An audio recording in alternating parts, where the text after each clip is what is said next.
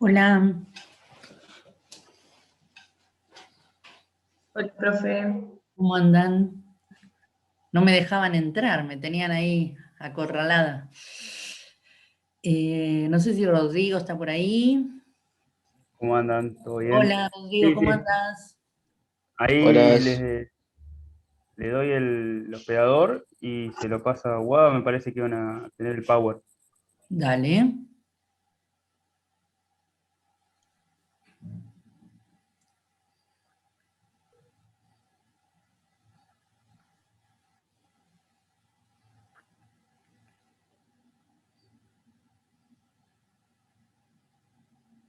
Ok. Ahí está. Ah, bárbaro, muchísimas gracias. Bueno, Guada, ¿vos querés empezar o necesitas declarar? Hola, profe. ¿Cómo? Eh, no, como quieras. La idea era presentar el Power y mostrarlo más que nada, ¿o no?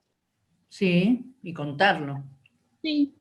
Si querés, lo muestro, lo cuento y... Sí, espera que me desaparecí Sí, del... no tenés la cámara encendida. Ahí está. Bueno, dale. Bueno, Dale. entonces a ver, acá tengo un chat. Bueno, buenísimo, Rodrigo. De cualquier cosa le chiflamos. ¿Querés bajarlo? Todo lo que hacemos, vuelvo a decir, Guadalupe y el resto de los chicos, nosotros estamos en la facultad, ¿sí? Lo recuerdo porque por ahí como estamos en casa, muchos no recuerdan que estamos en la facultad.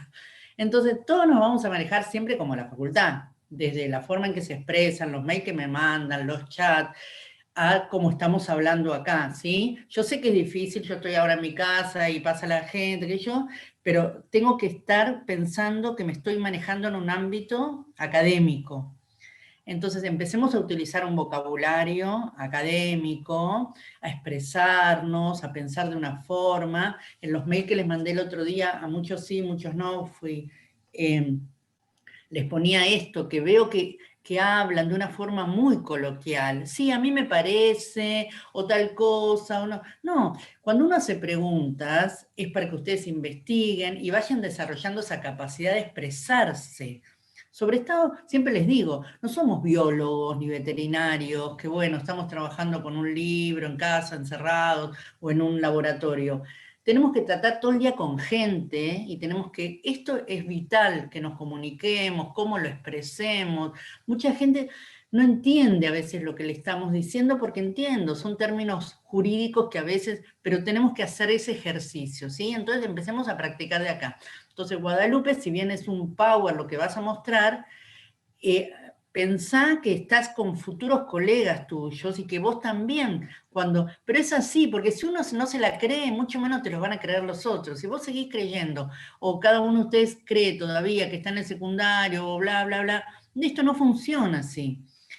Y lo que les digo siempre, no es para desalentarnos, todo lo contrario, todo lo contrario. Yo quiero que ustedes sean diferentes a todos los que hay. Hay miles de abogados, hay miles. Entonces, ustedes se tienen que destacar por ser algo diferente, si no, no van a encontrar trabajo.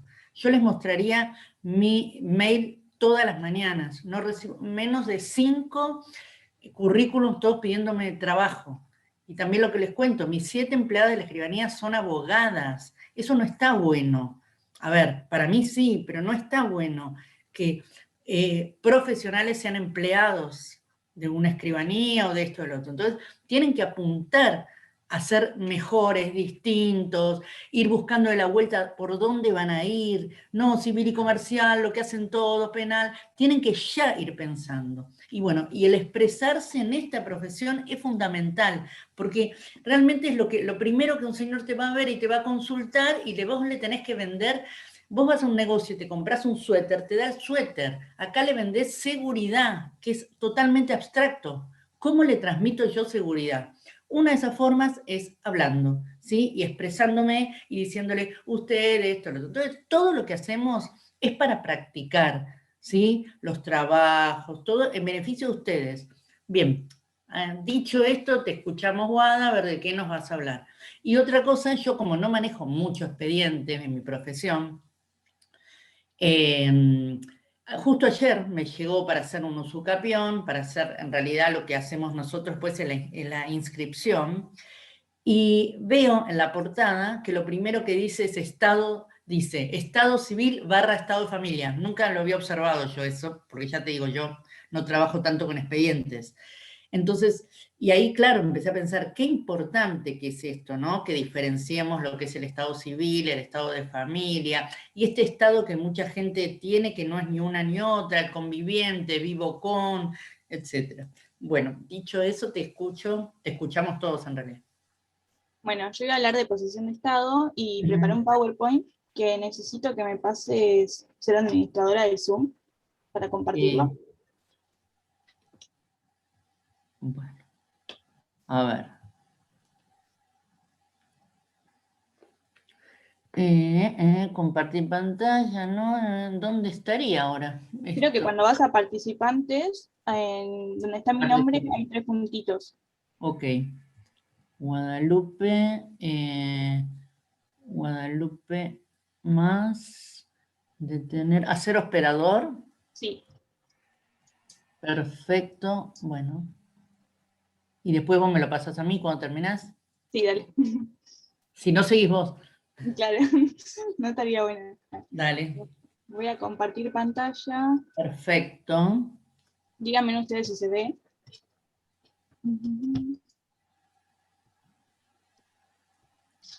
Ahora sí. ¿Se ve bien? ¿Lo podés ampliar?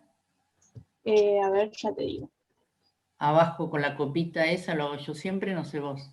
¿Copita? ¿En dónde? Ah, En el mío yo siempre tengo abajo como una copita, pero bueno, por ahí el tuyo es diferente. sí, no me deja bajar. Ok, Bueno, yo no voy a hablar de importa. la posición de Estado. La posición de Estado preferí arrancar desde qué es un Estado, cómo... Nada, arrancar desde un principio. Cuando hablamos de Estado, nos referimos a una cosa o un estado o una situación que está una persona o una cosa, como recién mencionaba. El tiempo, en realidad, el Estado va a evocar desde varios conceptos, que puede ser desde el tiempo hasta una entidad política, como menciono ahí en el PowerPoint. Ajá. Después está el estado de familia, que el estado de familia se refiere a la posición que se tiene en ella, y esta va a tener como distintas relaciones, que puede ser el matrimonio, la unión convivencial, la relación parental, el parentesco consanguíneo, y bueno, y todas las cosas que menciono en el PowerPoint. Lo A estoy ver, haciendo por si arriba porque querés. esta parte no me tocaba a mí, entonces No, no sé cómo no. explicarlo. Si querés vamos diciendo cada una, ¿sí?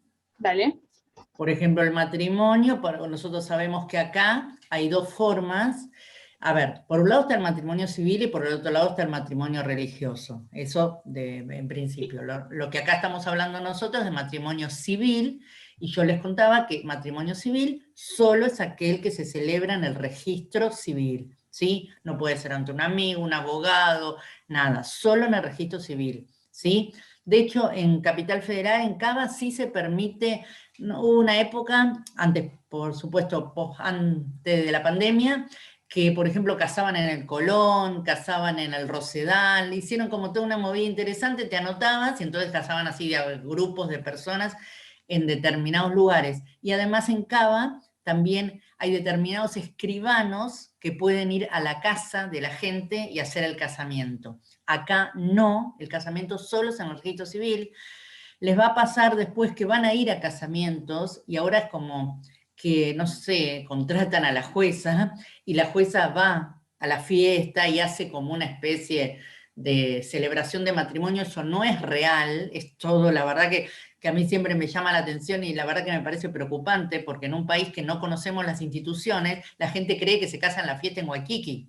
Y te dice, no, yo fui a un casamiento que lo casaron en Waikiki. Le digo, no, el casamiento se hizo en el registro civil. Después la jueza, no sé, si querrá hacer unos pesos aparte, y va a la noche y hace como que los casa, con el libro y con todo, ¿eh? No, me parece terrible.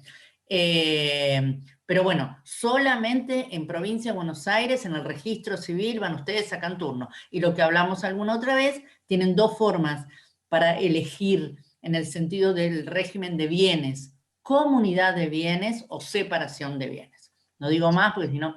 Unión convivencial, recuerden también que hay dos opciones. Puedo inscribir la unión convivencial o no inscribirla. O sea, puedo hacer un acuerdo con mi pareja, voy a una escribanía, certifico la firma y ponemos ahí lo que queremos hacer. Que uno va a cuidar a los chicos, que otro va a trabajar, que uno se va a dedicar, no sé, a la jardinería y otro va a cocinar. Todo eso lo hacemos habitualmente en acuerdos. Si yo quiero que tenga un reflejo para los terceros, voy al registro civil y lo inscribo, y el libro es igual al matrimonio. Por eso también la gente a veces cree que se casó y no se casó. Es muy loco. Porque todo el resto es igual. Van con dos testigos, firman el libro, bla, bla, bla. La relación parental, bueno, es la relación obviamente... Dale, Se te escucho. dividía en tres, que era Bien. el parentesco consanguíneo, el Ok, parentesco adoptivo y el bien, parentesco por afinidad. Y perfecto. no sé si el parentesco por voluntad procreacional estaba dentro, creo que no, porque eran 3 elementos nada más del parentesco consanguíneo. Yo creo que tiene que ver, supongo que lo relacionarán con lo adoptivo también, o Claro. con todo el tema de fecundación in vitro y todo ese tema, ¿sí? Sí. Bien, ok. Luego, el Estado va a presentar diferentes caracteres, que yo acá lo único que hice fue mencionarlos, pero si Ok. quieren los Es- podemos hablar, que es universalidad, que es el que no se limita a la afiliación ni solo al matrimonio, la correlatividad, que está dentro del Estado y son comunes en 2 personas, si no me Ujú. equivoco, que Sí, podría ser padre e hijo, exacto. oponibilidad, que es oponible erga om, estabilidad, que el Estado tiene permanencia, es decir, que subsiste mientras no acaezca un hecho, o sea, un Ujú. hecho jurídico. Después estaba inalienabilidad, que no es transmitible por actos jurídicos. Y por último, imprescriptible, que es cuando el Estado es imprescriptible en el sentido de que no se adquiere ni se puede, o sea, ni se pierde, ni no sé cómo explicarlo. Claro, es como que yo les decía el otro día, no se puede renunciar a ser hijo, Claro, ponele. Podés sí, renunciar a la herencia, pero no yo renunciar a ser hijo de mi padre. Todo esto, después cuando empiecen a ver sucesiones y cuando trabajen, es fundamental todo esto. Por ejemplo, las líneas, cuando fallece, por ejemplo, un abuelo y después le había prefallecido sus hijos, cómo heredan en ese orden correlativo. Eso, en todas las sucesiones tienen que ver con eso, como por ejemplo suben los nietos en representación de sus padres. Bueno, todo eso es interesantísimo en las sucesiones respecto al estado de familia. claro. Perfecto, Y que no se puede perder, tipo, con el pasar del tiempo no va a perder claro. su... Ponele que yo, me reconoció mi papá cuando yo nací, pero nunca más lo vi. Sí, eso es muy Sí. habitual. Bueno, no quiere decir que se pierda el hecho. Ujú. Sí puedo pedir una acción para que me cambien el apellido, de filiación, digamos, tengo acciones para eso, pero ponerle que yo no lo hubiera visto nunca más. Y un día me entero de que el señor que era mi papá biológico, digamos, falleció. Me puedo presentar perfectamente la situación en la sucesión, porque a pesar de que no lo veo hace 30 años, sigo siendo su hija. Claro. Bien. Sí. Bueno, después vamos a seguir con el título de Estado, que bueno, acá Ujú. directamente yo escribí lo que había entendido de título de Estado, que el título de Estado de familia es el sentido material y sustancial. Eh, Luego tienen los acontecimientos, tipo los documentos tienen que ser públicos, que pueden ser, por ejemplo, una partida de nacimiento, son de título Claro. formal.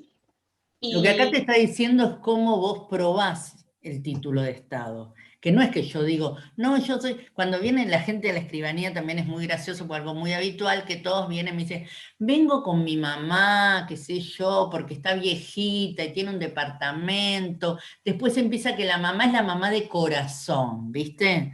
Ya sí, no era la mamá, era, qué sé yo. Bueno, en realidad lo que sea uno ya tantos años, lo que ya me doy cuenta es que lo que quieren es venir a que la mujer le ponga el departamento a nombre de ella, ¿no? Entonces, el estado, el título de familia o el estado de familia se prueba. A ver, si sos la mamá de corazón, la mamá de donde quieras, dame la partida de nacimiento, algún título que le acredite. Sí, que sea formal para el día de mañana presentar. Exactamente, por eso, por más que me haya criado, como la gente dice, me crió, sí, todo bien, pero no sos la hija. Si Claro, no hay hubiera un título que querido, determine. Sí. claro, por eso es tan importante todo esto que estás diciendo, Guadalupe. Bien. Bueno, y por último, vamos a hablar de la posición de Estado, que yo ya la semana pasada había hecho como una introducción. Cuando hablamos de Bien. posición de Estado, hablamos, por ejemplo, voy a dar un ejemplo y después voy a explicar el significado. Dale. La posición de Estado se da cuando, por ejemplo, un padre tiene un hijo, pero ese hijo no tiene el título formal que hablábamos hace un ratito. Es como que adopta a ese hijo sin ser su hijo y ¿Lo para que adopta o lo cría? lo cría. Claro, ojo, porque eso es otra Claro, cosa. Hoy es muy pero, habitual que, por ejemplo, una chica tuvo un bebé a los 18 años y al papá no lo vio y se pone en pareja con otro chico y ese chico lo cría como si fuera su padre. exactamente. Sí, Pero no es el padre, ¿sí? exactamente. Entonces hay que ver, dale. Claro, y la posesión de Estado tiene tres elementos, que es el nombre, la trata y la fama. Ujú, Para que la posesión de Estado se dé, tiene que tener estos tres elementos, que por ejemplo ujú, la fama es que se conozca que ese niño eh, lo conozcan públicamente, el trato que le dé el padre o la madre o el ujú, sujeto, y ujú. el nombre que es el apellido y el nombre del chico, del niño. Bien, bien. Bueno, acá ya me había adelantado un poco en el Power. Y después, la posesión de Estado lo podemos encontrar establecida en el Código Civil y Comercial, en el artículo 584, que establece que la posesión de Estado debidamente acreditada en juicio tiene el mismo valor que el reconocimiento, siempre que no sea desvirtuada por prueba en contrario sobre el nexo genético. Y bueno, Perfecto. nada, creo que hasta acá llegué. Bueno, muy bien. Pásame la posta entonces, muy bien. Dale. Eh, no sé cómo dejo de compartir ahora, pero yo lo voy a intentar. Ahí está. Ahí te paso, profe.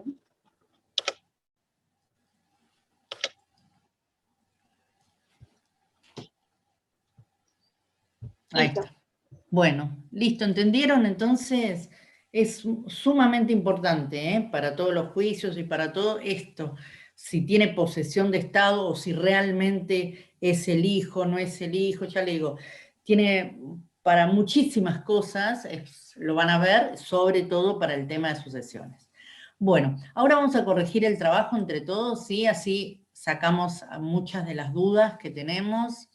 Hay mucha gente que no me lo entregó, que ni siquiera está conectada. Bueno, traten de por lo menos llevar la materia, aunque sea hacer los trabajos, mándamelo y bueno, conectarse, ustedes saben que es fundamental. Bueno, Rocío, nos quedó una Rocío sola, así que no tenemos problema. Profe, ¿Querés que Rocío, buenas tardes. ¿Querés que empecemos con la pregunta 1? sí, no llegué a modificarlo, No pero importa, fue no lo importa. que, No importa, pero lo hacemos acá en clase. bueno, ahí busco en, Dale. digamos, el dado ¿Alguien caso. la tiene a mano, la pregunta? Yo la Yo la tengo. tengo a mano. Dale. ¿Aldana? Sí. De Dale, ¿la acuerdo querés con leer? ¿Te la leo? Sí, por favor. De acuerdo con lo analizado en clase, ¿cuáles creería usted que son las ventajas del uso de las formas en los actos jurídicos? Bien. ¿Estás, Rocío? Para... Sí, sí, estoy entrando a Drive. Un Ok. segundo. Sí, es medio complicado, yo sé. Pero bueno, primero lo que le decía, cuando se le pregunte algo, abóquense a la pregunta. Acá lo que yo trato es de que ustedes, con todos los conocimientos que tengan, lleguen a una conclusión. No que me corten y me peguen todo, sino que me digas puntualmente. Yo siempre les pregunto cosas puntuales. Puntualmente, ¿a vos qué te parece de todo lo que estudiaste? Que ¿para qué sirve el tema de la forma? ¿Sí? Y Rocío, ¿a vos qué te parecía? Yo lo que entendí más o menos fue que puse que era apta para asegurar al titular la obtención de resultados favorables. Fue lo que Y vos, entendí. y traducímelo. Es como que básicamente dije que los actos jurídicos te daban una seguridad para obtener lo que querías. Por ejemplo, el tema de la firma, o por ejemplo el tema de los documentos, que te daba una seguridad, era como tener una seguridad para explicar lo que era un acto, más o menos. O sea, no entendí muy bien por eso. Y por eso, a ver, la forma tiene que ver con decíamos, con la exteriorización de la voluntad. Todos los actos jurídicos que vimos, partimos que tenían discernimiento, intención y libertad. Después ya ustedes habrán visto con los otros profesores, cuando no hay discernimiento, cuando no hay intención o cuando no hay voluntad. Pero en reglas generales, digamos, lo que pretendemos es que todo acto jurídico sea válido. Yo como escribana, que soy una de las que más actos jurídicos visibilizo a través de mis escrituras, yo quiero que mis escrituras sean válidas. La verdad que yo evito que alguna de mis escrituras terminen en juicio, ¿sí? O algún documento que yo hago. Lo que trato de hacer, por ejemplo, hay una teoría que se llama autosuficiencia del contrato, que yo trato de hacer la escritura que esté casi todo ahí, que vos no tengas que salir a buscar la sentencia, todo, y bueno, y que, digamos, lo peor que puede pasar a un instrumento público es que se lo tache de nulo. Entonces, evitamos eso. Entonces, algunos elementos, como vos mencionabas, Rocío, hacen digamos, directa, más allá de la forma, hacen al acto. Si no tiene firma, digamos, directamente no es un acto jurídico en la mayoría de los casos. Entonces, la idea es que, lo que tratamos de explicar el otro día, que esta forma, cualquiera fuera, porque decíamos que nuestro código tenía, digamos, tenía formas obligatorias. Micaela, ¿qué decíamos de eso? Había, como decía, esto se hace de esta forma, esto se hace de esta otra. Y hay cosas que están reglamentadas por el código. O sea, hay ciertas cuestiones que están con un proceso que hay que seguir y si no, no se puede considerar como concluido el acto, digamos. Perfecto. A pesar de eso, en líneas generales decimos que nuestro Código Civil tiene libertad de formas, no es un código tan rígido, no es como decíamos en el derecho romano, el sistema quiritario, que era poner libre pens. Yo les contaba que cuando se vendía una casa pasaba un señor desnudo con una bandeja, con un terrón de tierra, entonces nadie se iba a olvidar de ese momento, de ese acto, ¿no? Entonces, por supuesto, después todo evolucionó con lo escrito, antes no existía lo escrito, así que era todo por signos. Ahora con los escritos, los pergaminos se perdían, ahora por eso existe el protocolo. Entonces, en líneas generales tenemos libertad de formas, pero hay, como bien dijo Micaela, determinados actos en los cuales requiere una forma y determinados actos donde esa forma es aún más específica, como dijimos recién, el matrimonio. El matrimonio solo se celebra ante un oficial público. No hay, acá en Argentina, otro tipo de matrimonio. Entonces, lo que decimos que todo esto de la forma de las formas precisamente es para exteriorizar la voluntad y para que haya una seguridad, como dijo Rocío, y sobre todo para que todos los demás conozcan este acto, ¿sí? Yo voy y me compro una casa, ayer veía, no sé, que en la tele, que había ahora un barrio cerrado, que ahora está muy en auge, Brisas del Mar, creo que se llama, no sé dónde es, entiendo como dice, bueno, no sé, será tipo para acantilados, algo para allá, porque en mi casa, porque se veía que daba al mar, etcétera, etcétera. Yo voy y hago un boleto, le compro, por ejemplo, a Florencia, todo bien, lo compro, soy dueña, pero ¿cómo saben todos ustedes? Por eso lo elevo a escritura pública, por eso lo inscribo en el registro, ¿sí? Entonces, por eso cumplimos determinadas formas. Más que para una seguridad ante las partes, para una seguridad ante terceros, ¿sí? Yo contrato a cualquiera de ustedes, a Camila, para que venga a mi escribanía y me haga un determinado trabajo. Mira, Camila, estoy con mucho trabajo, ¿vos te animás a hacer este trabajo puntual? Bueno, bárbaro, ¿cuánto me cobrás? Bla, bla, bla. Entre las dos tenemos una relación laboral, pero los terceros no saben. Entonces ella va a otra escribanía, por ejemplo, a pedir documentación, y dice, pero ¿y vos quién sos? No, yo trabajo con la... a ver, ¿cómo puedo saber yo? Hay un contrato de trabajo, etcétera, etcétera. Entonces, la forma generalmente tiene que ver más con los terceros, ¿sí? Bien, entonces, sintéticamente era eso, casi todos lo contestaron bien, algunos me pusieron un montón de cosas que no descarto que están bien, pero cuando les pregunto, porque eso además a ustedes los organiza sus pensamientos, de todo lo que leí, ¿qué es lo importante? ¿Qué es lo que me están preguntando? Bien, Aldana, vamos con la segunda. Sí, Dale. dice, una persona decide casarse y por la conocida situación de pandemia, el registro civil le da un turno para el mes de julio. Quiere adelantarse y junto con su pareja deciden casarse ante un amigo abogado. ¿Cómo es ese acto? Tiene validez fundamental.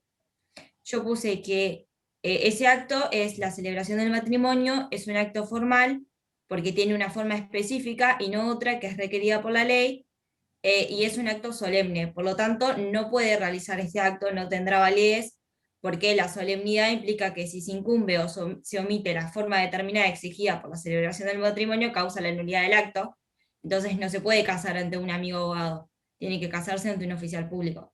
Perfecto. Es uno de los pocos actos que tienen nulos de nulidad absoluta.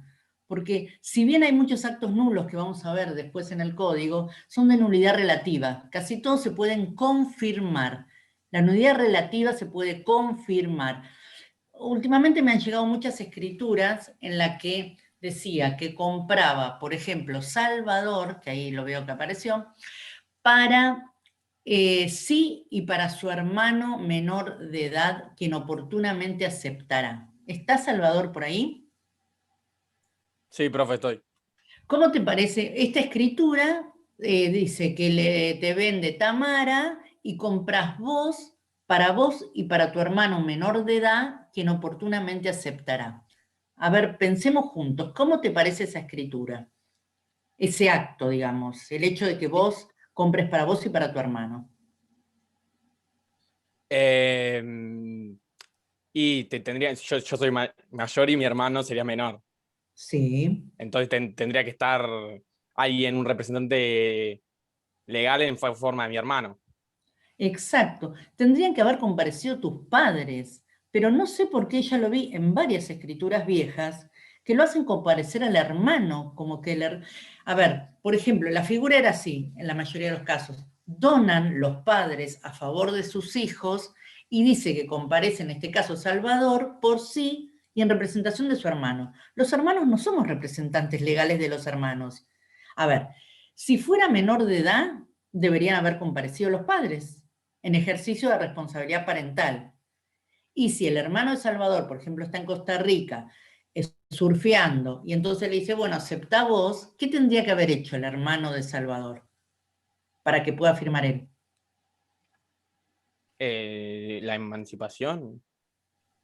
No, tu hermano es mayor y no existe Ah. más la emancipación, acuérdense. Mi hermano es Existe la mayor. emancipación solo por matrimonio. Ponele Y en este caso. A ver, yo te dije, si tu hermano era menor, vos no lo podrías representar porque sus representantes legales son sus padres. sí. O sea, deberían haber firmado sus padres. Si tu hermano fuera mayor y se va a Costa Rica a vivir, y esto digo de todos los días, vienen los papás a la escribanía, ya estamos ya grandes, le queremos dejar las cosas a los chicos. Ah, ¿qué tal? Bueno, dice, Salvador está acá, pero Diego está en Costa Rica. Bueno, ¿cómo hacemos? ¿Puede firmar Salvador en representación de Diego? Y si él me da como la autorización, ya siendo mayor, responsable de sus actos, yo creo que sí. Pero, ¿qué autorización te puede dar tu hermano?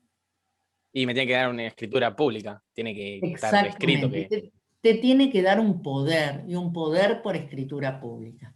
Sin embargo, ya te digo, estos días me han tocado varias escrituras así. Es nula de nulidad relativa. Estas escrituras que me llegaron a mí estos días son nulas de nulidad relativa. ¿Por qué? Porque Salvador no podría haber representado a su hermano. A ver, si era mayor, no estaba relacionado el poder. Y si era menor, no podía representar a su hermano, sino deberían haber hecho los padres. A ver, ¿la puedo salvar? Sí, la puedo confirmar el acto. Por eso es nulidad relativa en estos casos. Puede ser que venga Diego, por ejemplo, de Costa Rica y confirme el acto, o que nos mande un poder. ¿Se entiende? Por eso hay actos de nulidad relativa, que son la mayoría, y hay actos de nulidad absoluta, como lo del matrimonio. ¿Estamos? Entonces es importante que ustedes sepan, los que son de nulidad absoluta, no hay forma de confirmarlo. No hay forma de confirmarlo. ¿Sí? Por ejemplo, si yo le compro hoy la casa a mi marido, voy a una escribanía y ustedes dirán, además dirán, pero ¿cómo? Los escribanos no saben. Y no, pareciera que no, y los abogados tampoco, y la gente tampoco, porque los actos existen, los documentos a mí me llegan todos los días con estas cosas, ¿sí? Entonces voy yo a una escribanía, por ejemplo la de Mónica, y le digo, le quiero comprar la mitad, que es una consulta diaria esto, le quiero comprar la mitad de la casa a mi marido porque me la quiero quedar yo. Mónica me hace la escritura, la manda a inscribir al registro, el registro la inscribe. ¿Cómo es esa escritura? Es nula, no se puede entre matrimonio. Exactamente, nula Es de una nulidad. sociedad formal. No la podemos confirmar. Ay, apágame el micrófono. No la podemos confirmar. La única forma que la podría confirmar es divorciándome, pero el acto ya es nulo, digamos. Yo puedo divorciarme y ahí volver a hacer la escritura en forma, digamos, como diciendo que los dos como divorciados nos podemos comprar y vender. Pero esa escritura que anda circulando, porque hay así miles de escrituras, por ahí compraventa te resulta chocante, pero sociedades cuando estaban totalmente prohibidas, y hay un montón, o donaciones, o usufructos, o un montón, contratos de locación. La gente cree que los contratos de locación son como de un rango menor. Si el código dice, están prohibidos todos los contratos entre cónyuges, ponele, ay, pero es el local donde mi señora tiene el negocio, me dice. Y pero no le podés alquilar a tu señora en forma legal. Hay muchas mujeres o muchos maridos que tienen los negocios o los consultorios en propiedades de su marido o de su cónyuge. ¿Y para qué lo hacen esto? Para cuando viene a pagar, para la FIP, para la municipalidad, todo, te piden un contrato. Entonces le hacen un contrato. Ese contrato está prohibido, ¿sí? Está prohibido porque están prohibidos todos los contratos entre cónyuges. ¿Estamos de acuerdo? Bien. Eso lo había escuchado en un audio de Pele que hablaba de la prescripción liberatoria. Sí. Y daba justamente este ejemplo de matrimonio de que no se le podía vender nada a tu pareja por el hecho de tu pareja. Bueno, por suerte estamos de acuerdo con Walt. Estábamos en problemas y uno decíamos una cosa y otra. Bueno, pero sin embargo lo vas a ver como muy habitual.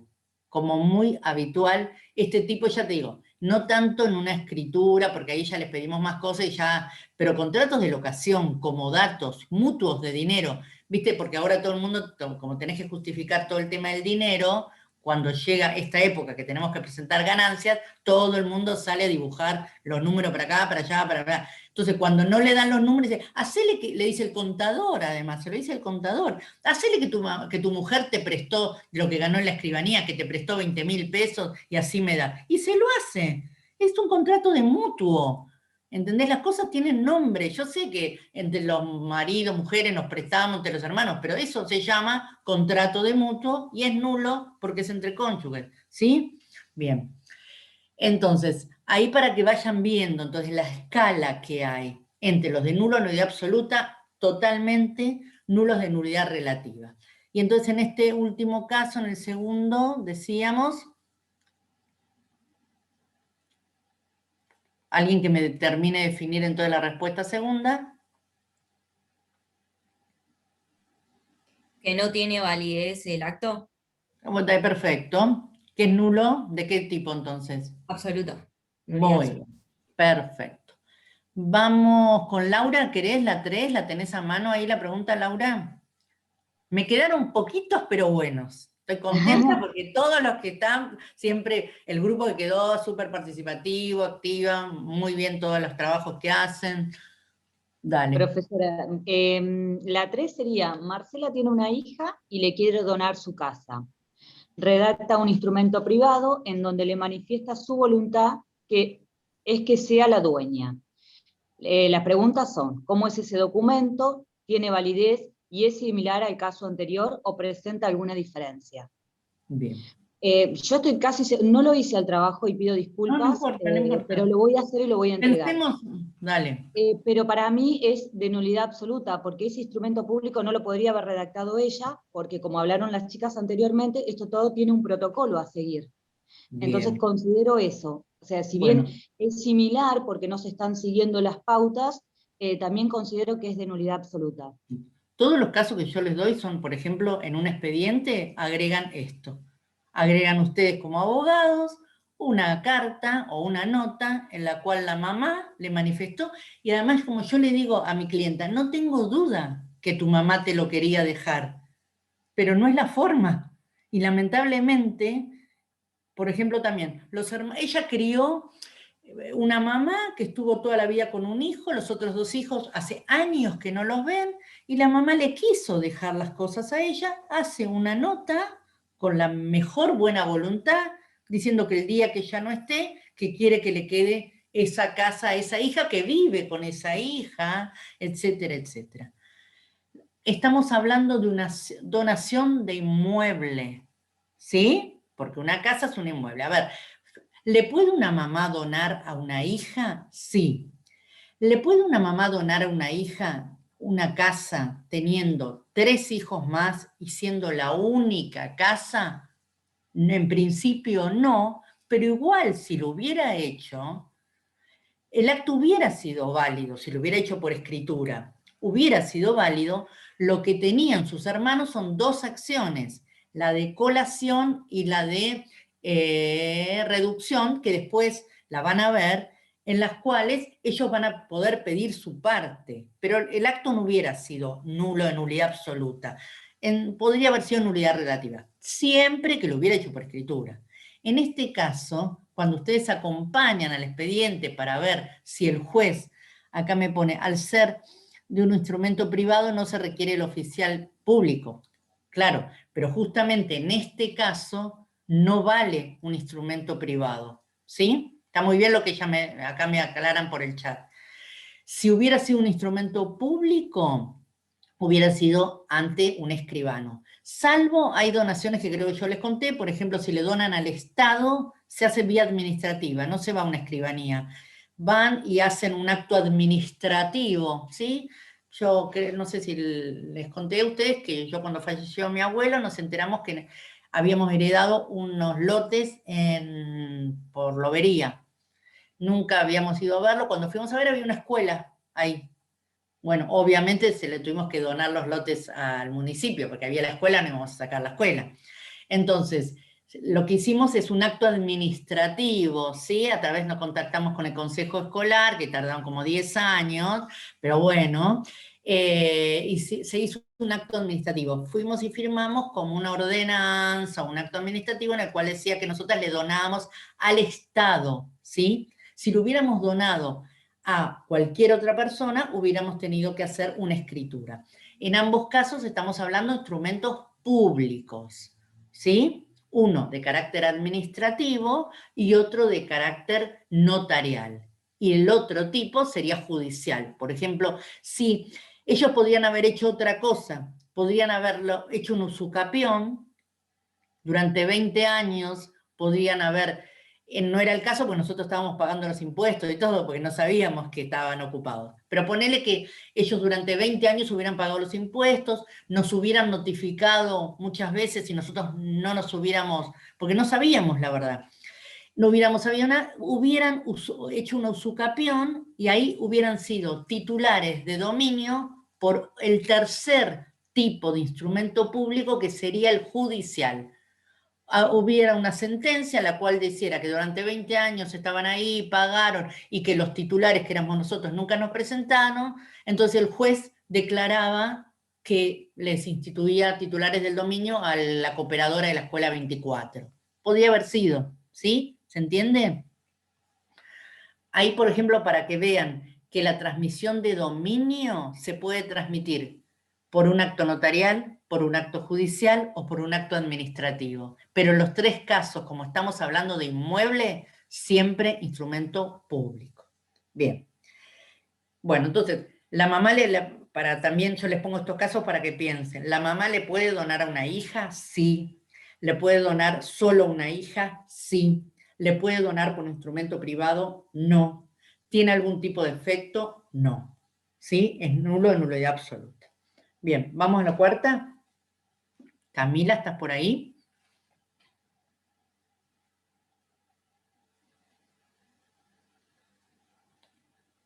Agustín.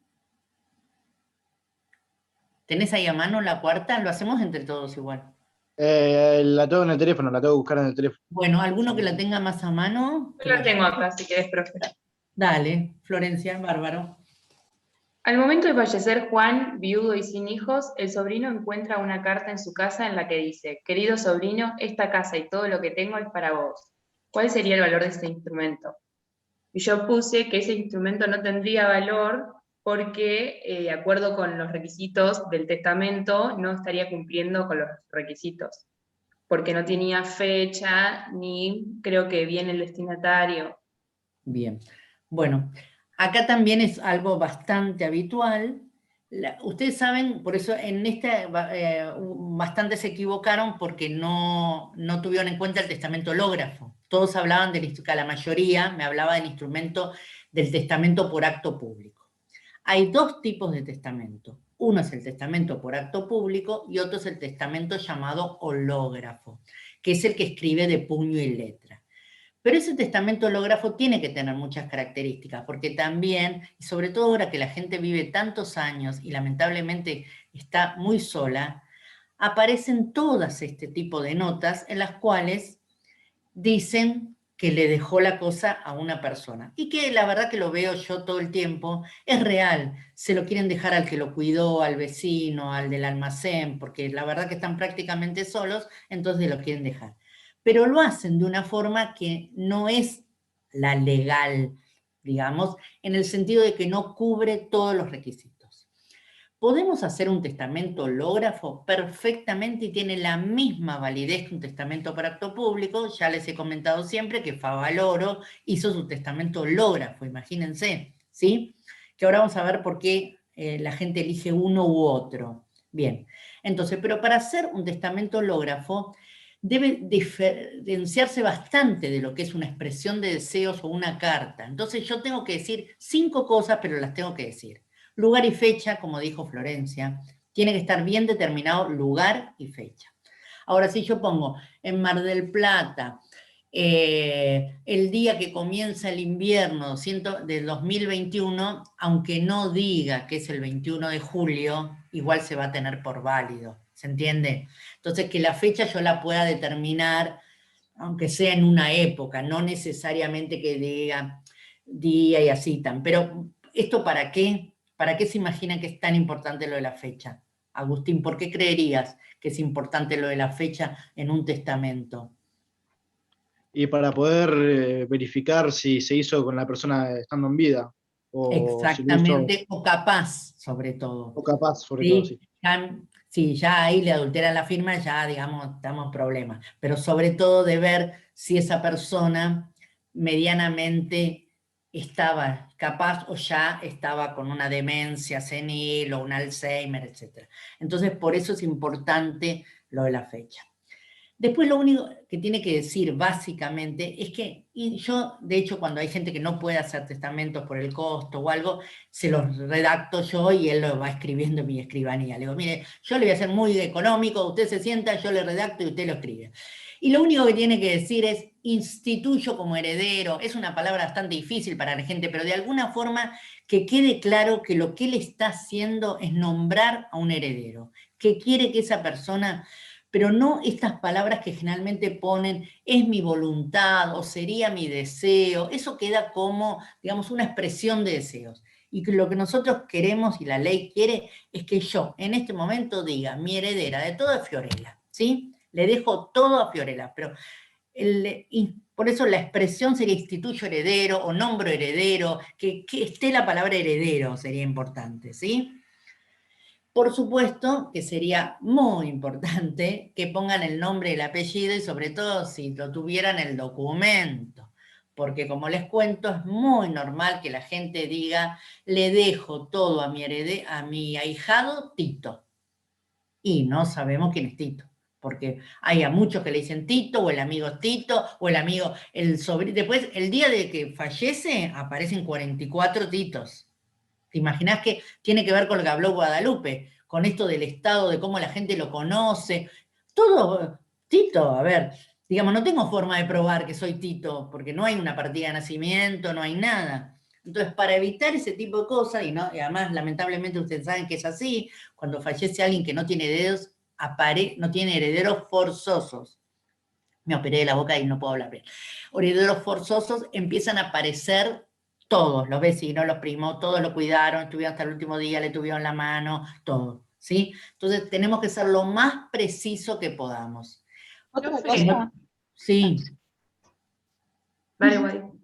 No, que otra cosa que se establecía es que tiene que estar en el mismo idioma y los caracteres tienen que estar en el mismo idioma que se habla, o sea, en la carta que se escriba.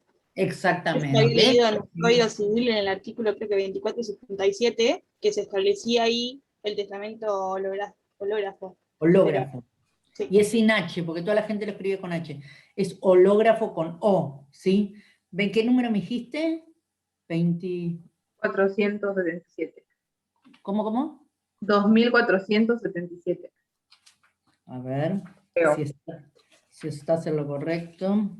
Sí. 2000, sí. 2004. A ver qué dice acá. Es 2477. Perfecto. El testamento hológrafo debe ser íntegramente escrito con los caracteres propios del idioma que es otorgado. Y siempre a mano, no puede estar en computadora, eso aparece en un montón en computadora. No es un testamento, no es un testamento. Fechado y firmado por la mano del mismo testador, ¿sí? ¿Por qué es esto? Porque además se lo redacta Tito, y se deja, dice Tito, yo te lo escribe Tito y lo firma el señor. Eso tampoco vale. Lo tiene que escribir todo, una hora, aunque tarde. Por eso no tiene que ser muy largo, 5 cositas y que diga. La falta de una de estas formalidades invalida el acto, excepto que contenga enunciaciones o elementos materiales que permitan establecer la fecha de una manera cierta, que es lo que les decía recién. Lamentablemente muchos testamentos son en Navidad, porque la gente está súper deprimida y te imaginas que todos están con todos los parientes, todas esas cosas que nos hacen creer de que todos están felices, como el Instagram, y nada que ver, tanto solo en su casa con el perro y nada, pero la gente cree que todos la pasan bomba, y entonces hacen sus testamentos el 24, el 25, lamentablemente es cuando más suicidios, testamentos, todo eso hay. Habría que ese día cerrar los Instagram para que la gente no crea que todos los demás están con viste que ponen además, somos 30, somos 40, como lo importante es ver cuántos somos, viste, que la mesa está llena de gente. La firma debe estar después de las disposiciones, lógicamente, y la fecha puede ponerse antes de la firma o después de ella.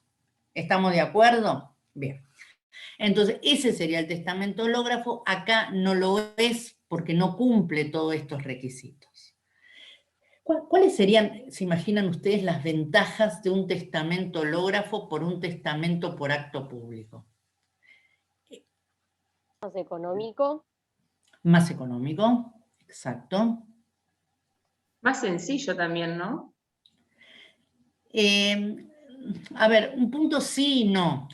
Digamos, porque vos vas a poner esto, pero por ejemplo vas a dejar afuera por ahí cosas que son re importantes. Nosotros cuando por ahí hablamos con la gente, nunca tenemos menos de 2 o 3 reuniones para hacer un testamento, porque le empezamos a preguntar un montón de cosas. Primero, básicamente, la gente no sabe lo que son los herederos forzosos. Entonces, por ejemplo, quiere dejarle todo a alguien y yo le pregunto, ¿pero usted está casado, tiene hijos? Sí, me dice. Ah, bueno, entonces no puede dejarle. Y eso por ahí lo hace en un testamento hológrafo y lamentablemente es nulo, pudiendo haber sido válido, pero no dejó, por ejemplo, expresado diciendo, yo sé que tengo un hijo y que lo que le marque la ley se lo voy a dejar, que hoy es más o menos un 40%. Hoy podés disponer hasta de un 60% en determinados casos, es muchísimo. Por eso nosotros no tenemos, la verdad que no tenemos como la práctica de hacer testamentos, y es fundamental. Yo le puedo dejar muchísimo a una tercera persona, aun cuando yo esté casada y tenga hijos, ¿sí? Bueno, menos si no tengo hijos. Aunque si estoy casada le puedo dejar el 50% a quien quiera. Es mucho. Entonces, bien como dijo Fiorella, es más económico, bien como dijo Florencia, es más accesible, pero tiene todas las contras.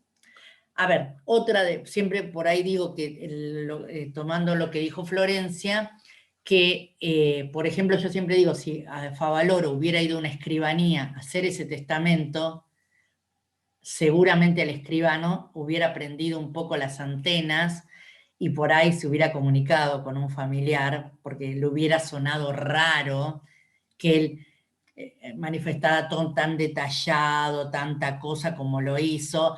Era una clara señal que estaba por tomar una decisión bastante importante. Entonces, a veces el hológrafo te permite, digamos, esta cosa de que vos lo haces en tu casa y nadie se entera. Pero toda esta misma cosa hace que sea la mayor desventaja, porque en general, ¿qué pasa con los testamentos hológrafos? Nunca se encuentran, o el que lo encuentra los desaparece. Es muy típico. Si no, el que va no es justo el que es el beneficiario y es otro sobrino, seguramente ese testamento no va a aparecer más. O quedó en una caja de seguridad, o un montón de cosas que nunca se encuentra, o se encuentra 20 años después, cuando ya se dividieron todos los bienes, todo. Y bueno, y por supuesto la ventaja por acto público es eso, que vos vas a recibir una información y muchas veces hasta le vas a hacer desistir. Por ejemplo, hace un testamento a favor de los hijos. Y si, no tiene sentido, si lo van a heredar igual. Entonces, nada. O por ejemplo, dejan las cosas, te viene y te dice que le quiere dejar la bóveda. ¿Viste? Con la bóveda la gente tiene, la bóveda que yo... Bueno, y después le empiezo a preguntar, ¿pero usted tiene esto? Y resulta que tenía, por ejemplo, bitcoins o criptomonedas que valen fortunas. Ponele, ahora no, pero hace 10 días sí. Y eso no decía nadie. Y ahí tenés, la criptomoneda es algo que vos no está registrado tu nombre. Entonces, si vos no dejás específicamente, tengo las criptomonedas en el blockchain, nadie se entera. Por eso es una de las formas que utilizan para evadir, ¿no? La gente comprando a veces bitcoins, porque evaden impositivamente, pero al momento de la sucesión nadie se entera y quedan ahí, ¿sí? Entonces todo esto yo tengo que saber y le tengo que preguntar. Por eso, como ustedes ven, para ser abogado tenés que saber de todo. Tenés que saber, cuando dicen a mí economía, ¿para qué me importa? A ver, si vos no le sabés explicar al señor la sociedad o cómo puede hacer, si tenía una acción, si no tenía, si tenía un fideicomiso, todo eso vos le preguntás y el señor ahí te empieza a contar y entonces vos vas diciendo, seguro que tenía un fideicomiso. Pues dice, yo no me acuerdo, compré algo pero no tengo nada. Seguro que compró en Pozo y tiene un boleto por un departamento también de $300.000 que si no lo dejamos asentado en el testamento también no va a parar a ningún lado. Entonces ustedes evaluarán, en el caso de cada uno de sus clientes, cuándo conviene una cosa y cuándo no conviene otra. Y por supuesto, el testamento por acto público se registra en un registro que hay en el Colegio de Escribanos y que a su vez está comunicado con todos los colegios escribanos del país. Entonces, una persona cuando fallece en cualquier lugar, ustedes como abogados van a abrir la sucesión y lo primero que van a hacer es consultar al archivo del registro de testamento si esa persona testó o no testó, porque ahí van a abrir su sucesión o testamentaria o ab intestato, que es sin testamento, ¿sí? Y les van a decir, el señor puede haber fallecido y dejado un testamento en cualquier lado que les van a informar. Si es hológrafo, no tenemos forma de saber dónde está, si lo dejó en un viaje, en la caja de seguridad, si se lo dio un amigo, etc. Pero bueno, para esto es importante que ustedes estudien las formas y vean, ustedes, nadie más que ustedes va a decidir cuando tengas al cliente adelante, en qué caso le decís, hágalo por escritura, hágalo por instrumento privado. Cuando les contaba el otro día, si vas a alquilar una casa, no vas a hacer una escritura de un contrato de locación, pero si vas a escriturar, digo, si vas a alquilar, por ejemplo, hoy, toda una torre de oficinas, porque tu empresa va a ser tan grande que vas a ocupar 10 pisos. Y yo no sé si no te digo que hagas el contrato de locación por escritura, porque si lo haces por instrumento privado se pierde, no hay forma de reconstruirlo. No hay, digamos, no hay ningún lugar donde quede ese ejemplar. Entonces, ustedes tienen que, además de lo que dice el código, tener sus propias convicciones. De decir, para este caso sí, para este caso no. Para acá yo le sugiero esto, para acá yo le sugiero lo otro. ¿Sí? Bien. Seguimos con el Power, entonces, del otro día.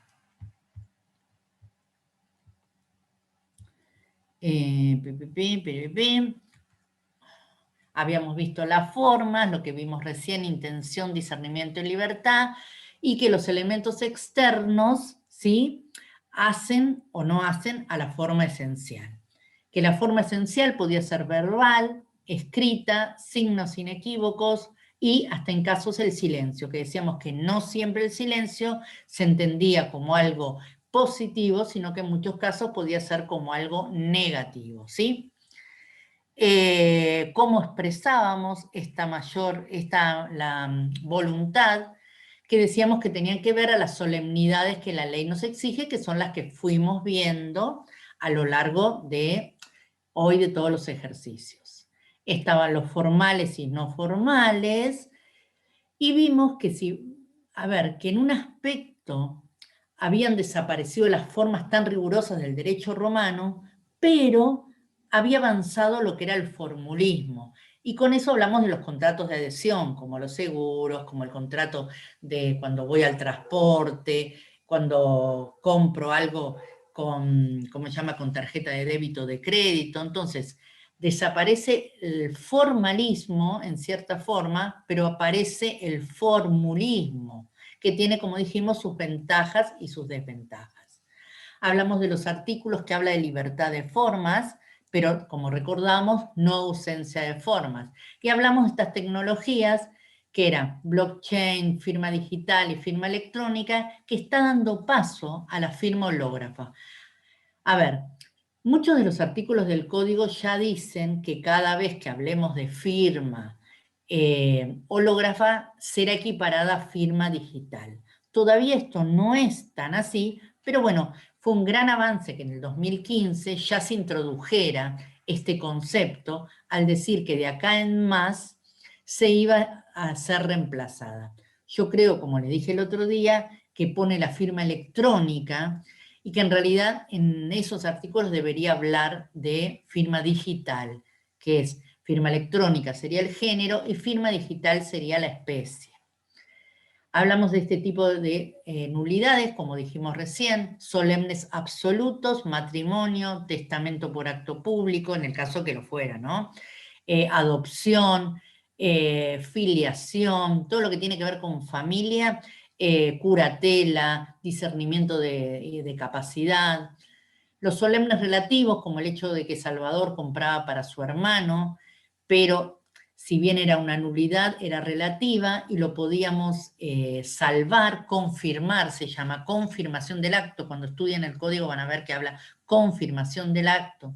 Y por último, los no solemnes. Los no solemnes son un mutuo dinerario de bajo costo. Por ejemplo, tu papá te presta plata o vos le prestás un vestido a una amiga para una noche. Todo eso son contratos porque se llaman mutuos, o si te lo regala, si te lo regala sería una donación y si te lo presta sería un mutuo. En ambos casos sería no solemne.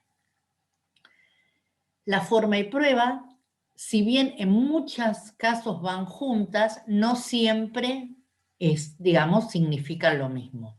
Muchas veces la prueba en un juicio es documental y lo hago a través de un escrito, pero no siempre el escrito es símbolo de prueba, la escritura es símbolo de prueba. Hay otras formas que yo puedo probar un acto, por ejemplo, con testigos. Una convivencia, que yo convivo con alguien, lo puedo probar, por ejemplo, con testigos, si no tengo el certificado de convivencia, ¿sí? Entonces, diferenciamos el medio de prueba con el modo de prueba. El medio es ese instrumento probatorio. La escritura, el contrato, los testigos, los peritos.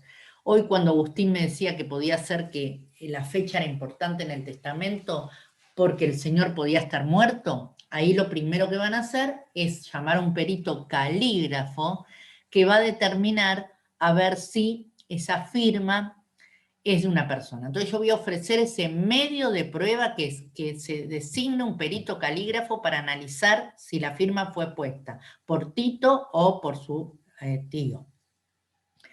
Y después tenemos el modo, que es el procedimiento que vamos a seguir, o sea, que es lo que me marca el código procesal, las pautas, las fechas, la forma en que yo tengo que acercar la prueba y sobre todo los momentos. Ustedes saben que se abre a periodo de prueba por un determinado momento y yo ya no después, a lo largo del expediente, no puedo ir continuamente acercando pruebas. Decíamos que la forma tiene que ver también con la publicidad, y la publicidad muchas veces, hoy día, la estamos viendo a través de lo registral. Antes se publicitaba, por ejemplo, y sigue existiendo a través del boletín oficial o de determinadas notificaciones. Hoy lo más seguro son los registros donde nosotros inscribimos una sociedad, un testamento, la venta de una casa, una acción, una marca, ¿sí? Todo eso lo vamos a publicitar a través de un registro. Les conté que había distintos tipos de inscripción, constitutiva y declarativa, que la nuestra era declarativa. Y acá ya vamos a adentrarnos un poco en los temas que vamos a ir viendo en las próximas clases. Como recién les decía, los instrumentos públicos pueden ser notariales, judiciales o administrativos. Notariales, a ver, para que haya un instrumento público debe haber un funcionario público y que esté con todas sus capacidades y competencias. Nosotros los escribanos tenemos una competencia territorial, material y personal. A ver si puedo checar esto. No, esperen un poquito. Ahí.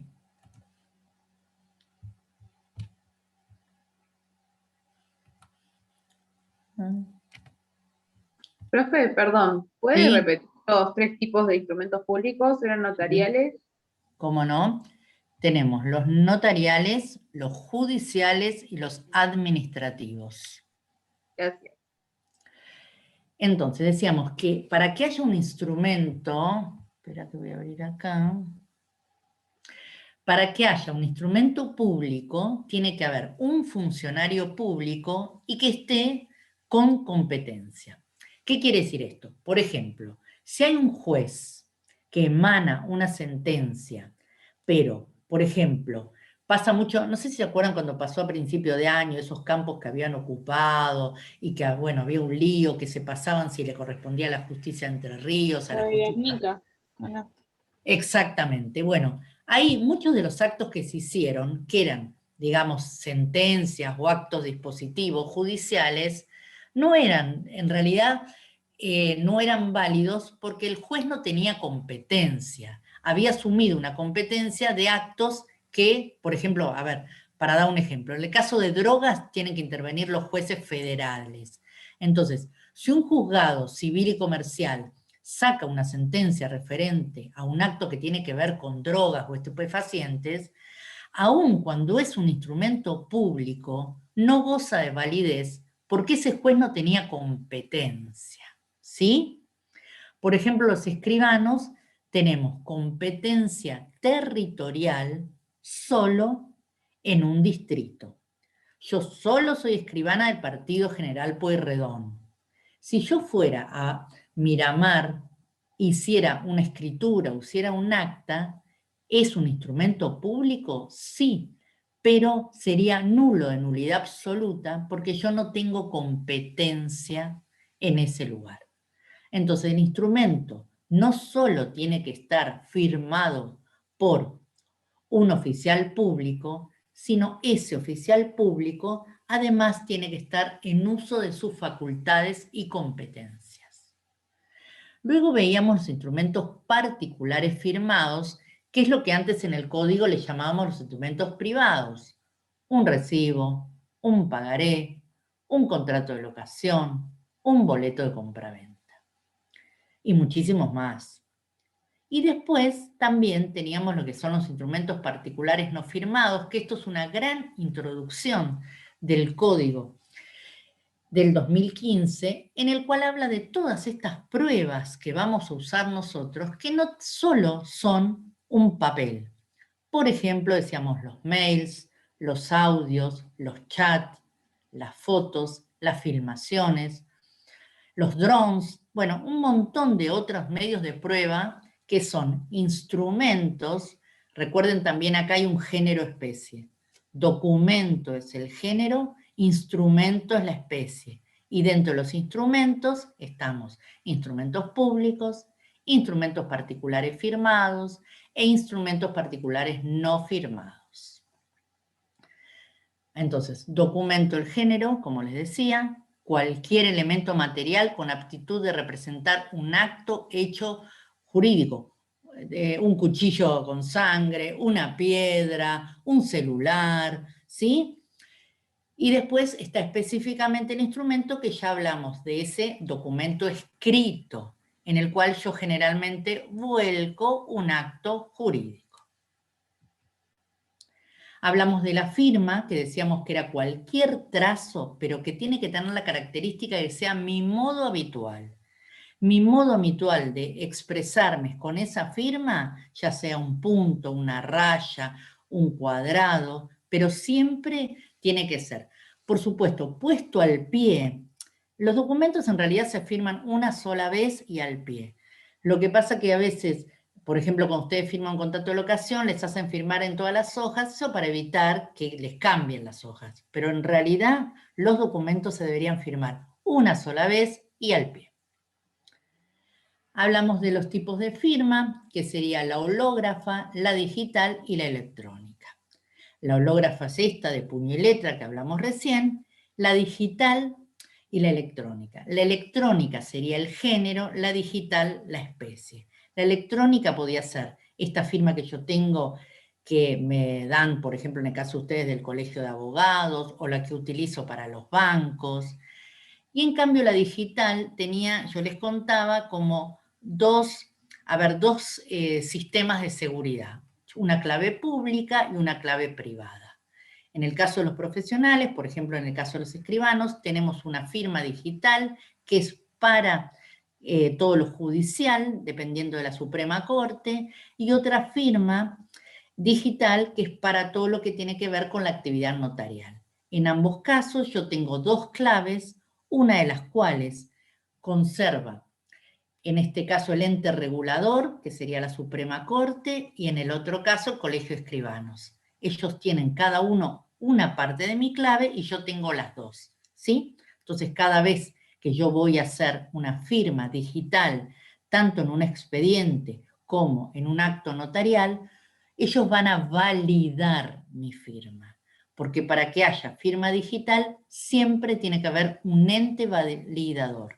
En este caso, el Colegio de Escribanos va a decir que esa es la firma que me pertenece a mí, por ende, el instrumento es válido.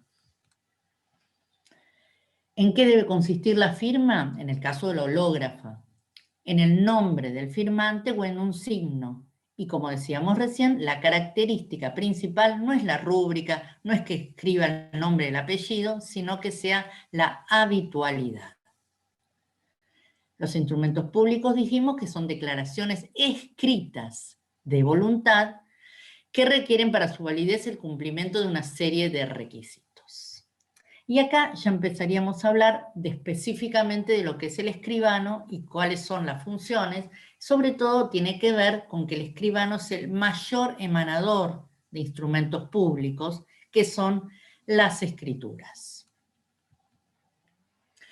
Para esto decíamos que teníamos tres tipos de competencia. Competencia material. A ver, esperen que quiero salir un poco de acá. Acá estoy. Bueno. A ver, competencia material, competencia territorial y competencia personal. ¿Cuál es la diferencia para ustedes entre un escribano y un abogado? Los escucho. Que va a haber cosas que el escribano no va a poder hacer. O al revés. A ver, sí. A ver, las dos cosas que dijeron, Mónica dijo que es un funcionario público, que vamos a aclarar de que en realidad no lo es, no es un funcionario público, nosotros no somos empleados del Estado. Es un profesional independiente con facultades, con ejercicios públicos, porque tenemos delegada la fe pública. ¿sí? Entonces, no somos funcionarios, no estamos dentro del escalafón, no cobramos sueldo del Estado, ¿sí? Sino que somos profesionales independientes, pero sí estamos investidos de la fe pública a través del Estado. Yo para ser escribana tuve que concursar y ganar un registro notarial. Ese registro es del Poder Ejecutivo. Si yo hago las cosas mal, me destituyen y me lo sacan, ¿sí? Pero es una combinación entre... A ver, tenemos un montón de cosas que nos marca el Estado. Por ejemplo, yo tengo obligación de trabajar 4 horas por día todos los días, atención personal, digamos, no abierta a la escribanía, sino el escribano tiene en forma personal trabajar 4 horas, todos los días son hábiles para escribanos, yo sábados y domingos tengo que estar a disposición, ¿sí? Más allá que no tenga abierta la escribanía, tengo que tener, nosotros no tenemos clientes, yo tengo que atender a todo el mundo, no puedo decir, no, yo me dedico a civil, yo me dedico a penal, ay, no, temas de familia, la verdad que a mí me dan dolor, a mí no me gusta hacerlo, no, acá tenés que hacer todo, ay, no me dedico a fideicomiso, ay, yo no hago actas, bueno, acá hay que hacer todo, el lote de Luro y 244 y si te toca la Torre Peli. Vos sos, digamos, en ese estamos al servicio del Estado, cumplimos una función social. No siempre todos los colegas lo tenemos muy presente, pero hay que recordarlo. Cumplimos una función social. El abogado no cumple una función social en ese sentido. Tiene un cliente y defiende a su cliente. Por supuesto que ustedes debieran cumplir una función social, porque primero y sobre todo porque deberían devolverle al Estado todo lo que les da al ofrecerle una facultad pública y gratuita, etcétera, etcétera, ¿no? Y además que supone que uno estudia para tener no, ¿qué me haces cara así? Anda a estudiar a cualquier lado a ver dónde podés estudiar en la forma que estudias acá, con los profesores y con todo, digamos, eso no existe en lugar del mundo. Cuando la gente habla de Europa, yo les invito a que vayan a querer estudiar en Europa, en una facultad como estudian ustedes sin pagar un centavo. Porque acá ni ustedes ni compran libros, digamos, hoy en la actualidad. Tenés horarios de las 8 de la mañana a las 12 de la noche. Yo trato con profesores de todos lados, no existe en el mundo esto, se los puedo asegurar, de esta forma de gratuidad que hasta, no sé si me parece del todo justa, en el sentido de que, nada, ustedes, por ejemplo, hay 14 comisiones de derecho civil. Hay veces que nosotros abrimos las mesas y no se presenta nadie. Entonces, no lo digo por mí, pero el Estado te paga, desperdicia plata porque ni siquiera, ¿entendés? Hay tanta posibilidad, tanto horario y tanta cosa, ¿sí? Entonces lo tenemos que agradecer y yo soy de las que siempre creo que nosotros deberíamos después cuando recibimos volcar eso, ¿no? Que recibimos así en forma tan generosa. Y siempre lo digo, lo habré dicho acá, los profesores que damos acá somos los mismos que damos en las facultades privadas, los mismos profesores, y es más, acá tienen los mejores profesores, lo repito siempre, miren que conozco todas las universidades del país, casi todas, no existe una facultad que tenga tanto cuerpo de docente de nivel como tiene Mar del Plata, ¿sí? Porque está la UBA, que hay un montón de otros profesores, pero no te tocan nunca, porque es por sorteo, vos ves todos los nombres y decís, qué bueno, pero a esos profesores no los ves. Acá, bueno, siempre los nombro, pero Talierzo, Álvarez Larrondo, los de civil, los de penal, tienen gente del máximo nivel. Lo que les pido es que los aprovechen, que se anoten, no con los que son más fáciles, hagan la grilla de los que son más fáciles, sino la grilla de esos profesores pero hay gente, pero Barrao, bueno, miles de familias, todo, entonces aprovechenlos, pregúntenle a sus compañeros con quién son buenas las cursadas, qué sé yo, porque hay muchísimos profesores. Bueno, dicho esto, para que cuando salgan con el título orgullosamente de la Universidad de Mar del Plata, estábamos en competencia y estábamos en los concursos, ya me perdí, porque había ido ¿qué era lo último que había dicho? Me embalé con lo de la... Estabas nombrando lo de... Diferencia entre abogados. De la función social de los abogados. Bueno, sí. Ustedes después van a cumplir su función social. Y acá dice la diferencia entre el abogado y el escribano, que el escribano otorga fe pública, exacto. Y una de las diferencias es eso, y el abogado no. Entonces, la competencia material, decíamos, ¿cuál es el límite del abogado y el escribano? El litigio. Ese es el límite. Yo soy abogada, primero, para poder ser escribana. Mi límite es el litigio. O sea, si hubiera algo donde tuviera que intervenir la justicia, yo ya no podría intervenir. Pero hay un montón de cosas que vamos a hacer entre los dos, y después se van a pelear con los escribanos que le sacan el trabajo, los abogados, que eso también nos dará charla para otro día, que las competencias se las pierden porque no las hacen, digamos. Todos nos peleamos por las mismas cosas, los contadores, los abogados, pero hay que hacerlas para no perderlas, ¿sí? Entonces, sociedades, háganlas, y entonces va a ser una competencia. Hoy, dedicarse a la parte empresarial y comercial es una de las mejores betas que tienen ustedes. No hay abogados casi que se dediquen a esto. Hay 2 o 3 abogados en Mar del Plata, pero nadie quiere estudiar sociedades. Entonces, bueno, hoy no podés no saber sociedades para, digamos, estar en una empresa o algo.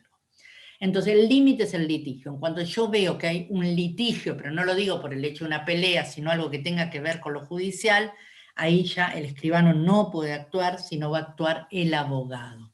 Y en el caso del abogado necesita algo que tenga que dar fe pública, obviamente lo va a tener que hacer el escribano, ¿sí? Nosotros como escribanos, yo me puedo, digamos, si quiero matricular como abogado y trabajar como abogado también, solo en causas de mis parientes directos, mis padres, mis hermanos, mis hijos. En mi caso no lo hago porque no lo sé, además, no sabría hacerlo y no estoy matriculada. Pero si no, solamente para esos casos podríamos actuar, ¿sí?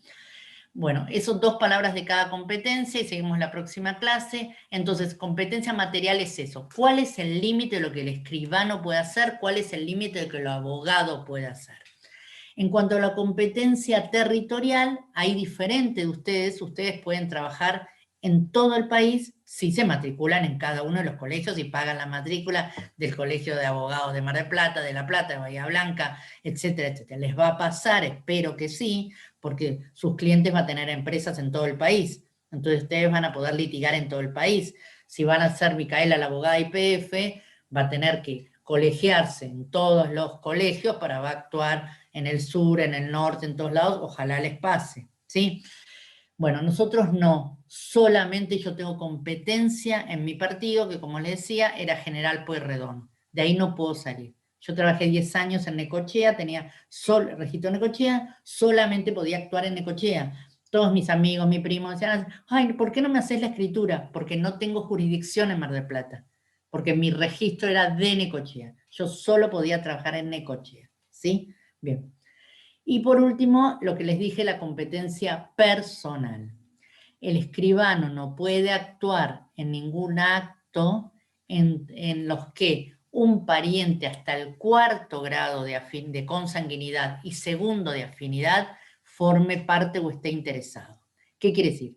No le puedo hacer la escritura a mi hijo, a mi primo, a mi sobrino, a mi ahijado, a mi suegra, a mi primo, a nadie en el 4º, ni un acta, ni un poder, nada, ¿sí? Porque es un acto nulo de nulidad absoluta, ¿sí? Entonces, eso tampoco lo tienen ustedes, esa competencia personal. Ustedes le pueden hacer el juicio a quien quieran, ¿sí? Y representar a quien quieran. Nosotros, ahí, como está muy en juego la ética, la imparcialidad, abogados y escribanos, otra cosa que se diferencian por sobre todo, ustedes son parciales porque van a defender una causa, el señor te va a contar una historia, vos por ahí vas a saber que no es la real, pero vos te vas a poner el traje de esa historia y vas a defender esa historia. Nosotros deberíamos ser imparciales. Nosotros estamos entre el vendedor y comprador, entre el donante y donatario, entre el hipotecante y deudor. Tenemos que lograr un equilibrio entre los dos porque nosotros representamos al Estado. Yo creo que tenemos más que ver con el juez que con el abogado, ¿no? En el sentido que los dos se supone que debemos cumplir una función imparcial. Bueno, leo acá, a ver, unos chats que me dicen, ¿dónde los tengo? Bueno, la diferencia entre el abogado, esta carta es válida, es así, Bueno, no, dijimos que como una carta puede ser válida, pero no como un testamento. ¿Alguna pregunta más de esto? Es fundamental que sepan normas, forma, porque para el resto de sus carreras es un tema que van a utilizar todo el tiempo. Y también les digo, muchos de los juicios se pierden por esto, porque acompañan mal una prueba, acompañan un instrumento privado, cesión de derechos, pero todo el tiempo vemos que agregan cesiones de derechos, ya sea hereditarios, posesorios o litigiosos. Se ceden muchos los derechos, ¿sí? Y lo hacen muchas veces por instrumento privado y pierden la prueba o pierden la posibilidad porque debería haber hecho por escritura pública. Y generalmente cuando ceden los derechos es porque la señora está grande, después fallece, o porque está inhibida, o va a estar inhibida, mejor dicho. Entonces ya después no lo podemos confirmar el acto. Es una nulidad relativa, porque deberían haber hecho esa cesión por instrumento público y lo hicieron por instrumento privado, pero lamentablemente casi nunca lo podemos confirmar porque el señor se murió, porque está inhibido, porque está embargada la propiedad. Entonces es fundamental que ustedes sepan cuándo va escritura, cuándo va instrumento privado. Y después, en esos casos donde la ley no nos marca, ustedes solitos irán viendo con la práctica en qué casos le recomiendan que sí o que no. Después vamos a ver otro instrumento que utilizamos mucho, que es la certificación de firma. Ahí es como un intermedio. No voy a escritura, pero hago un instrumento privado, pero quiero que tenga una mayor validez, entonces le certifico la firma. También ustedes van a ver cuándo le certifican. Me preguntan todo el tiempo. Bueno, eso es en el contrato, ¿verdad? ¿Cómo? Eso es en los contratos. La certificación de firma se puede hacer en los contratos de locador o locatario. Claro, cualquier cosa, digamos, que vos quieras que no se, digamos, que el día de mañana alguien diga que no era su firma, puede ser en un contrato, como bien vos dijiste, o puede ser en un recibo de algo, de que vos le prestaste a alguien un vestido, un auto, y vos le decís, mira, hacemos un recibito y certificamos la firma, no es por nada, pero para que quede asentado, ¿sí? De que realmente yo te lo presté, ¿sí? Entonces, para cualquier cosa también, ustedes van evaluando para qué cosas sí y para qué cosas no. Por ejemplo, vos ya que trajiste el tema de los contratos. Lamentablemente en nuestro país, como en muchos, porque también en la mayoría de los países la corrupción existe y lo económico de que hacen una operación por un precio y después sotobocho por abajo hacen como un contrato real, eso pasa en el mundo, no es de acá, pasa en el mundo. Entonces la gente hace un contrato, por ejemplo, alquila un local en Güemes, que sale 200.000 pesos por mes, y hace un contrato de 30, y después, paralelamente, le hacen como pagarés, le hacen 36 pagarés por la diferencia, ¿se entiende? El alquiler real es 200, hacen un contrato de locación de 20.000 o 30.000 pesos y por el saldo les hacen firmar 36 pagarés, ¿sí? Entonces yo veo que vienen a la escribanía y certifican la firma del contrato, cuando en realidad se están protegiendo por 20.000 pesos y los pagarés que son de 170.000 por mes no le hacen nada, ¿se entiende? Entonces digo, yo si hiciera eso, que es totalmente ilegal, pero es lo que veo que hacen, ¿dónde le certificaría la firma? ¿Qué me interesa más? ¿El contrato o protegerme los 36 pagaré de 170.000 pesos? Bueno, lo doy como un ejemplo de que a veces veo que los profesionales no tienen bien claro para qué es la certificación de firma. Es para lo que vos querés proteger. Y acá, digamos, ¿dónde tengo mayor el riesgo yo? En ver toda esa deuda que me está quedando debiendo, que bueno, que está mal, ¿no? Que estoy legal, pero que es así, o en ese contrato que yo hice. Bueno, y así miles de cosas. Ustedes van a evaluar. No hay ninguna ley que dice se certifica la firma en los pagarés. Pero justamente en un pagaré es donde yo más le diría que certifica la firma. Porque lo primero que los pagarés, no sé si ustedes saben que algo circula muchísimo. Por eso cuando estoy a pagarés le parece que es algo que existía en la época de nuestros abuelos. Hoy, la gente que no tiene cuenta en el banco, y por ejemplo yo le presto plata a Florencia, ¿no? Y ella no tiene cuenta, no me puede dar un cheque, porque con el cheque yo estoy más protegida. Pero como no tiene, me hace un pagaré, como para garantía de que me lo va a pagar, ¿sí? Entonces, hoy circula, por ejemplo, ustedes van a comprar una moto y les hacen firmar un pagaré. Ustedes ni saben lo que firman. Cuando van a comprar, otra cosa que todos, yo le digo alguna vez, hicieron firmar un pagaré? Yo creo que todos me dicen que no. Y yo les pregunto, ¿ustedes alguna vez compraron en el Alois Hogar, en Garbarino? ¿Compraron? ¿O sus padres? Bueno, vean que el contrato, abajo, lo que están firmando es un pagaré. No es que es un papel verde aparte como se usaba antes. Abajo dice, pagaré la suma de...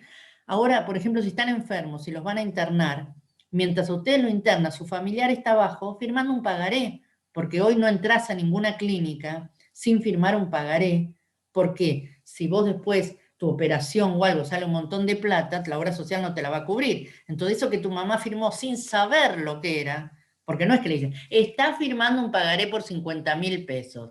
Le dicen, para admisión. ¿Vieron que en todas las clínicas hay donde dice admisión? Admisión es eso. Vení, sentate y firmame, diciendo que sí. Después le van a tener que poner una prótesis o algo, la vas a pagar. Entonces nosotros tenemos que manejar bien todos estos instrumentos, porque en la vida diaria los estamos firmando sin saber. Todo el tiempo estamos firmando contratos sin saber lo que firmamos.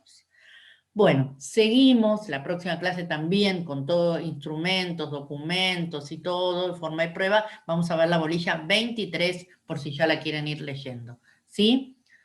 Si me inspiro, les mando un trabajo mañana pasado y si no, disfruten de las vacaciones. Hasta el miércoles que viene. Bueno, Clara desapareció, así que suerte que no la esperamos, porque si nos hubiera hecho un poco tarde. Bien, los chicos. ¿Alguna duda, algo? Los que no hicieron, para nada, gracias, profesora. Los que no hicieron el trabajo no importa, ya está. Sí. Pero es una duda más que tiene que ver, pero es como más personal. Dale, no te cobramos nada. Ahí tenés, los abogados cobran la consulta y los privados no. De tu mamá. ¿Le tiene que cobrar algo? Sí, que pague ella. Bueno, yo consulto que nada. se ponga ahí a tu mamá que la vi que anda pasando. Dale. Ay, qué vergüenza. Hola. Perdón, pero bueno, es algo familiar que surgió en estos días. A ver, contanos. Bueno, hablale vos que sabés ahora expresar. Bueno, me manda a mí. La cuestión es así. La abuela de mi mamá, que viene siendo mi bisabuela, falleció el sábado por parte del padre, o sea, viene siendo mi abuelo, ¿no?